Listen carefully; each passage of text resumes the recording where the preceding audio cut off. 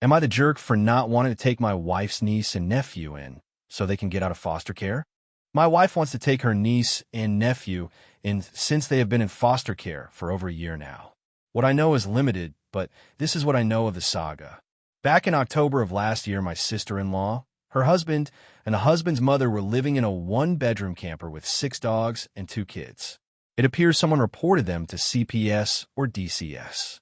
They made a house call, and the house was in squalor. Apparently, they were only supposed to be taken away temporarily until they found proper living arrangements and rehomed the dogs. My wife asked if we could help, so we agreed to give them the deposit for an apartment and 5 months' rent. This is where crap went south. They tested the kids for THC, and they had elevated levels. The son is currently 5, and the daughter is currently 13. I do not know the exact level. My sister-in-law and her husband swear they only smoke outside, and the levels the children had were too high for secondhand smoke. They claim they gave them gummies or something. To be fair, I could see them doing that. That is the least of their concerns. Her husband forgot to register since he is a registered sex offender.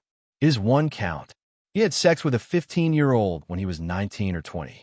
Apparently, she lied about her age, but in Washington, a minor lying about their age is not a defense. That caused some issues, and he was charged, and apparently his father posted bail for him. So he has that going for him.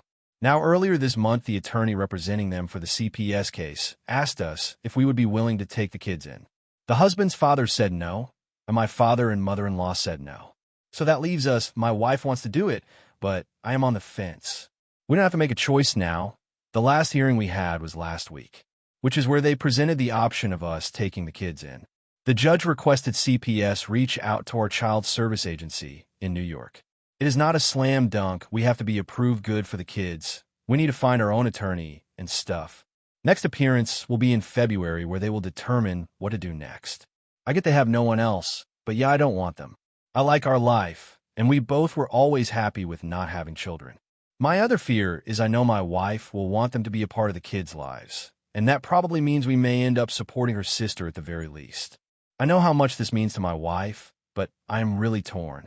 My wife is telling me it is normal to feel this way, but it is the right thing to do. I don't know anything about the criminal side of the charges like failure to register, or if the THC in the children is a charge. Just looking for some honest and brutal feedback.